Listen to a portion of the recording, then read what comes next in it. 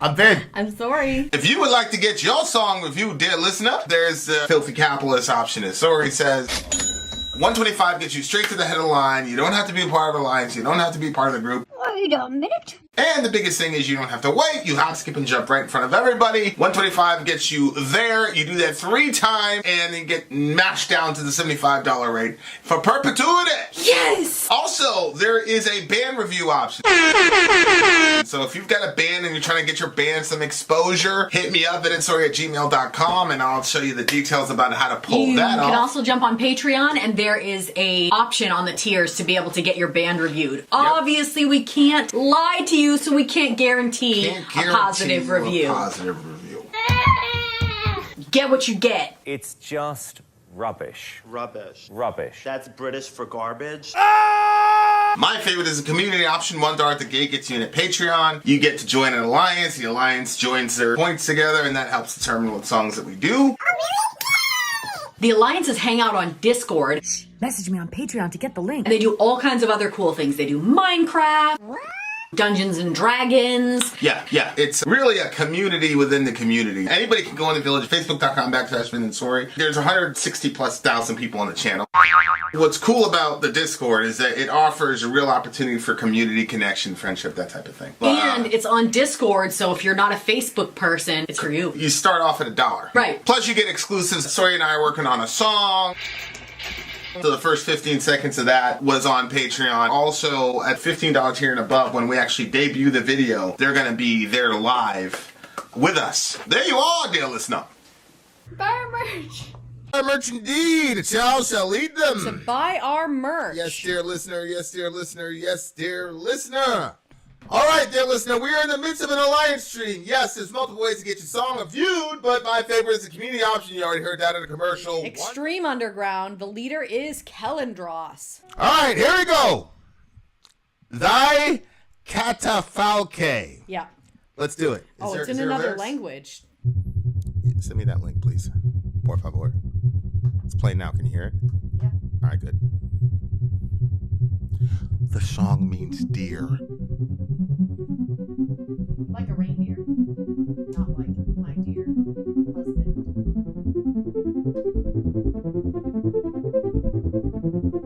This is interesting. It is.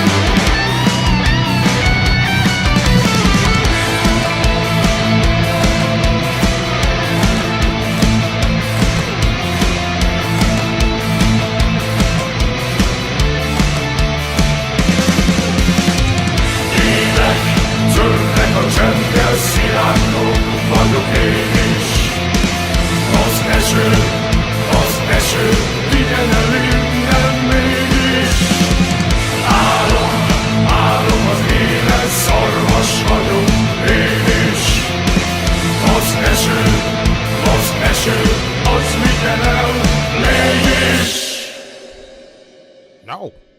That's it? I literally thought it was about to go into more. Yeah, no, it's done. That was an odd ending. I did not expect that. Okay. Babe, next time you gotta try these. They're gonna get docked on my scoring because it was too short. You can't do that. I wanted even more. Yes, I've docked people for going too long. We've docked people for going too long. I've said, hey, that's a half a point for that extra three useless minutes. Okay. We could have used a couple more minutes. We could have used, I feel like we could have used another minute and 30 seconds of this song. Okay. All right. These guys are like, yeah, that was abrupt. Exactly.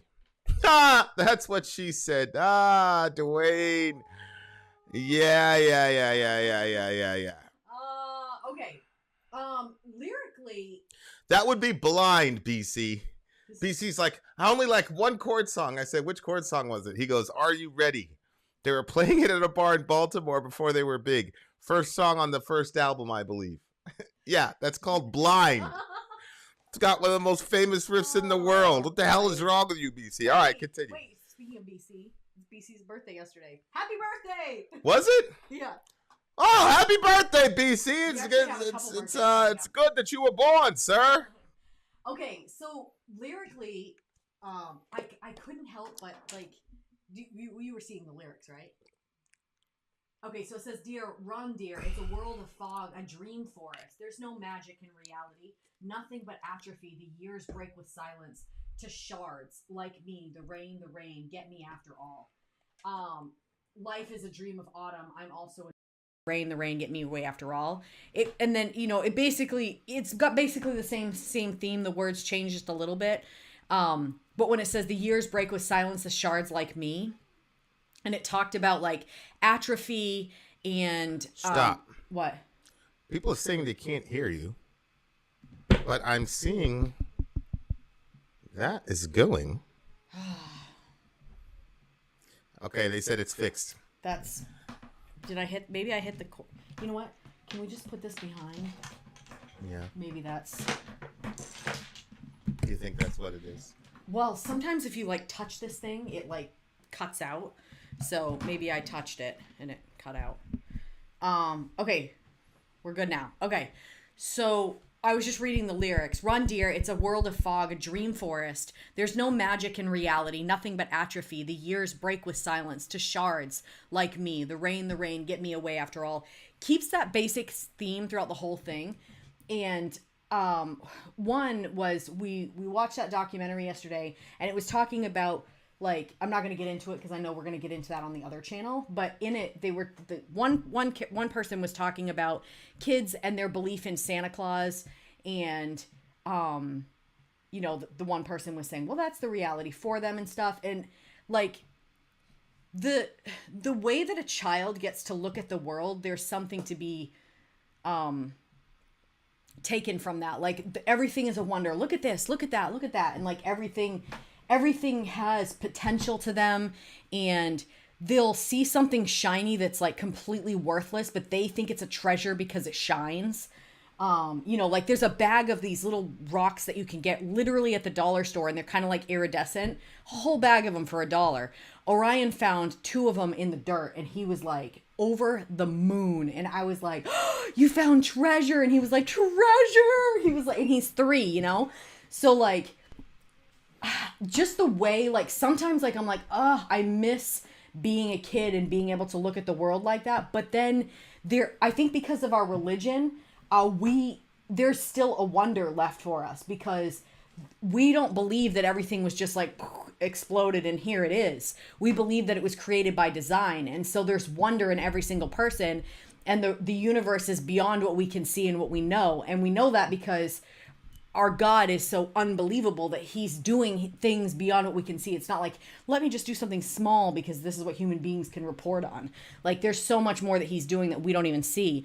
So, like, I was listening to this thing by Jordan Peterson. He was talking, I wanted to see from his point of view why he thinks people are so unhappy. One of the things he said was he believes our diet is bad and that people are eating too many carbs and it makes them unhappy because the bacteria are off in your belly and stuff. But, I just thought that was interesting. I do believe gut health is a major thing. Yeah, man. I do think that is part of an issue. But he was talking about, like, depending on what your worldview is, and if you have a nihilist sort of worldview and you don't really believe that what you're doing right now is going to matter in a million years, then it does kind of take the spark out of a lot of things, because it's like, friggin' everything's pointless from the time you wake up till the time you go to bed. And if you have that mindset, like, how can somebody day in, day out, year after year after year with that belief system, like, that's exhausting.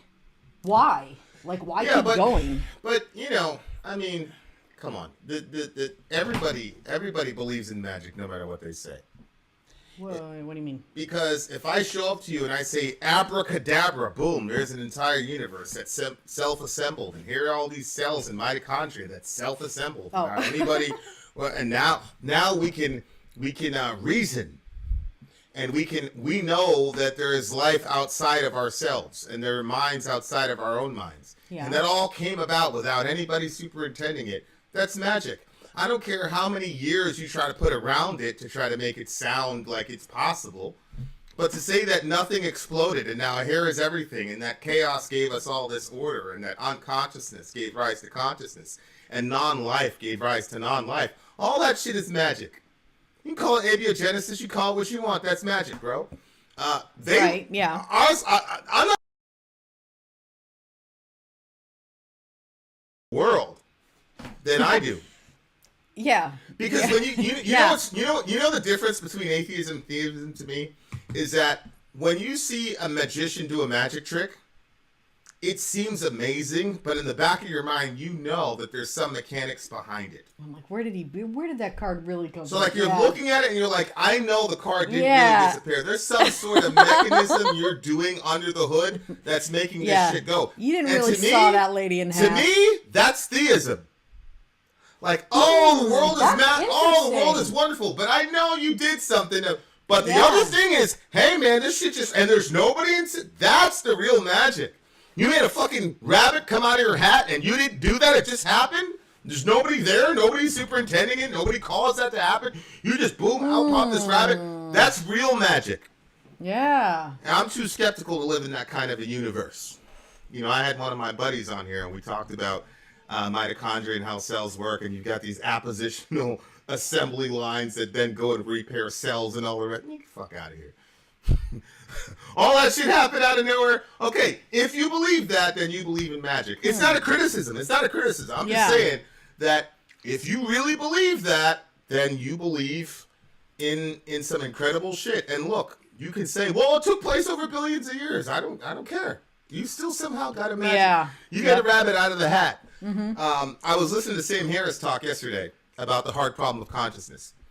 Okay, so the soft problem of consciousness is what's the relationship between the physical mechanisms within the human being and how that relates to consciousness. And so you've got, your cornea, your eyes, your brain, that type of thing.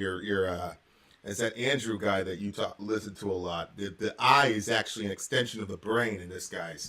The motivational guy. Yeah, I stopped listening to him a while ago. I forgot about him. Yeah. So that's a soft problem of consciousness that can get solved by circuitry and mechanisms and all that. But the hard problem of consciousness has to do with qualia, meaning, why does a strawberry taste like strawberry? Yeah. People say you have your taste buds. Yeah, but why do those flavors affect your taste buds that way? Why do you see white as white? And people give these simplistic answers. I was listening to Sam Harris yesterday. He said it's a miracle. Sam Harris used the term miraculous. Really? He said it appears to be a miracle. He says when he's talking about the hard problem of consciousness, dealing with qualia. So it's like, so to me, and you know what's really fascinating is that, sometimes I'll go in these forums, I'll just put it out, and you'll get some random internet person that believes that they've solved the hard problem of consciousness. Really? I'm like, you're about to win a fucking Nobel Prize. Yeah. Okay. Most of the what time, do they say? Most of the time, they go, well, it's circuits in your brain. It's like, no, that's the soft problem of consciousness. Yes. That's how you're able to apprehend, quote, reality. But the qualia, your experience of said reality, why does a headache hurt? Why does a nerve make you hurt? How does that work? There's been no clue. Since the problem has been introduced, Really? There's been no solution. So, it's just, it's of course Hoffman has a solution, which is to say, well, you will never solve the hard problem of consciousness from a materialist presupposition.